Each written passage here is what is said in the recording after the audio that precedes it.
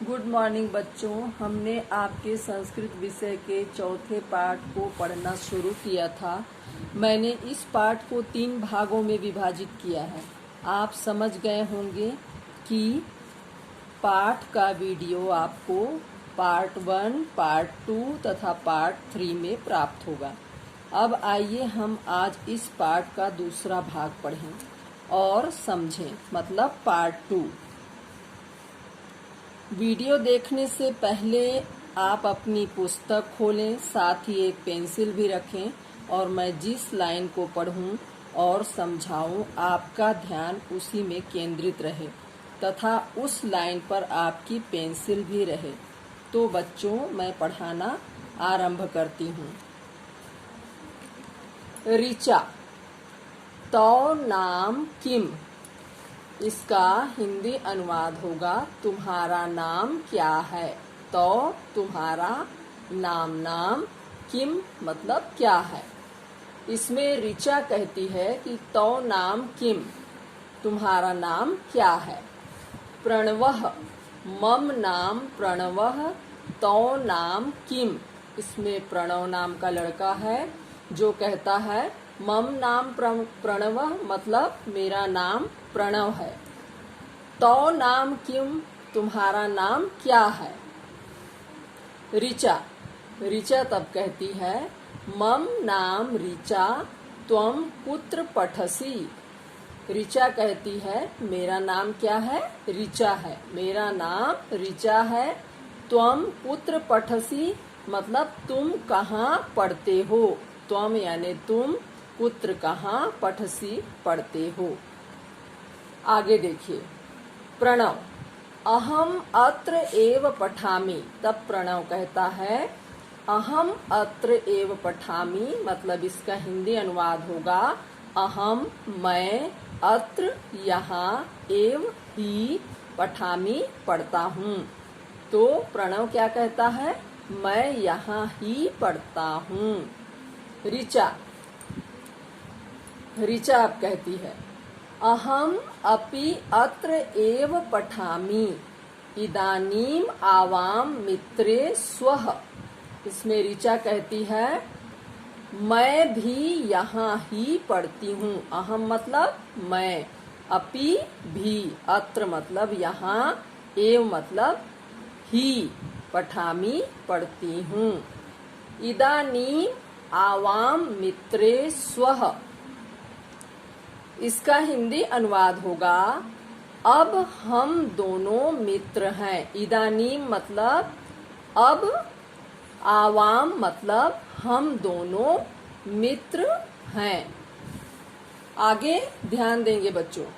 शिक्षिका, इसमें शिक्षिका क्या कहते, शिक्षिका का अर्थ आप समझते होंगे। इसमें लेडी टीचर को शिक्षिका कहा जाता है। तो शिक्षिका क्या कहती है, छात्रा यूयम किम कुरुत। शिक्षिका कहती है छात्रों तुम सब क्या कर रही हो।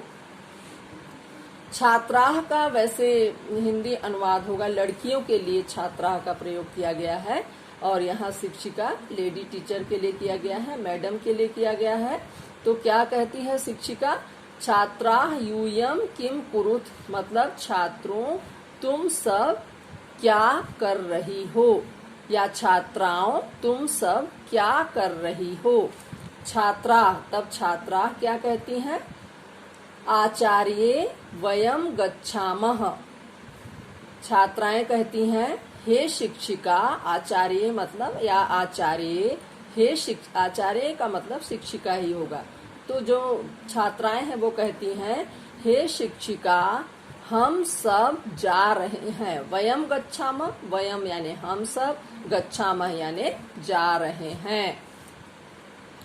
शिक्षिका, यूयम कुत्र गच्छत। शिक्षिका पूछती है कि यूयम मतलब तुम सब, कुत्र मतलब कहाँ और गच्छत मतलब जा रही हो। तो शिक्षिका पूछती है कि तुम सब कहाँ जा रही हो। छात्राः वयम सभागारम गच्छामः।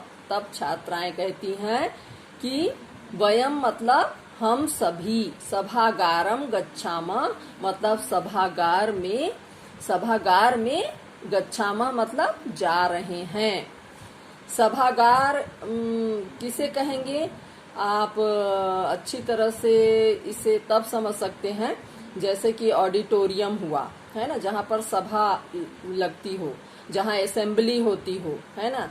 आप मतलब विद्यालय जाते हैं तो असेंबली वगैरह होती है, उसके लिए ऑडिटोरियम मान लीजिए बनाया गया है, तो उसे सभागार हम कह सकते हैं, सभागार ही है वो।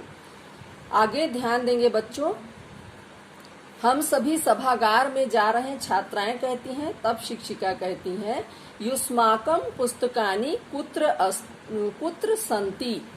शिक्षिका कहती हैं युष्माकम मतलब तुम लोगों की, युष्माकम का हिंदी अनुवाद होगा तुम लोगों की, पुस्तकानि मतलब पुस्तकें, ये बहुवचन हुआ। पुस्तकानि मतलब एक पुस्तक नहीं, तुम लोगों की पुस्तकें पूछ रही है शिक्षिका। पुस्तकें कुत्र सन्ति मतलब कहाँ हैं, पूछ रही है। छात्राः तब कहती हैं, छात्राएं कहती हैं, अस्माकं पुस्तकानि अत्र सन्ति। तब छात्राएं कहती हैं, अस्माकं मतलब हम लोगों की, अस्माकं मतलब हमारी या हम लोगों की, पुस्तकानि मतलब पुस्तकें, अत्र सन्ति मतलब यहाँ हैं। जहाँ छात्राएं हैं वहाँ आप चित्र में भी देख रहे होंगे, वो ये बता रही हैं कि हम लोगों की पुस्तकें यहाँ ही हैं। तो बच्चों आज हम यहीं तक पढ़ेंगे, बाकी बचे हुए भाग को नेक्स्ट क्लास में पढ़ेंगे।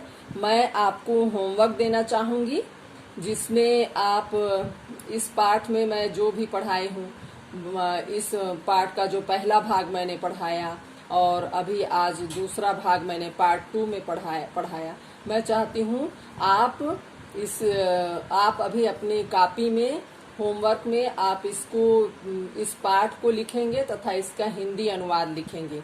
मैंने अनुवाद अच्छी तरह से समझा दिया है और आप लोगों से अनुरोध है कि आप सभी नई पुस्तक पर ही ध्यान देंगे। जिनके पास नहीं है वो नई पुस्तक खरीद लेंगे। मैंने पुरानी पुस्तक में से पहला वीडियो भेज दिया था, लेकिन फिर से मैंने नई पुस्तक से वीडियो बनाकर भेजा जो आप सबको मिल गया होगा, तो उसी पे ध्यान देंगे। और मैं होमवर्क भी दे दी हूँ, मैं जहाँ तक पढ़ाई हूँ आप उसको धीरे धीरे लिखते जाएंगे। ये होमवर्क है, आप अपनी कॉपी में इसे लिखेंगे इस पाठ को, और जहाँ तक मैं पढ़ाई हूँ उसका अनुवाद भी लिखेंगे। आशा करती हूँ आप लोगों को इसका हिंदी अनुवाद भी समझ में आया होगा, उच्चारण भी समझ में आया होगा। तो आज हम पाठ यहीं समाप्त कर रहे हैं। धन्यवाद बच्चों।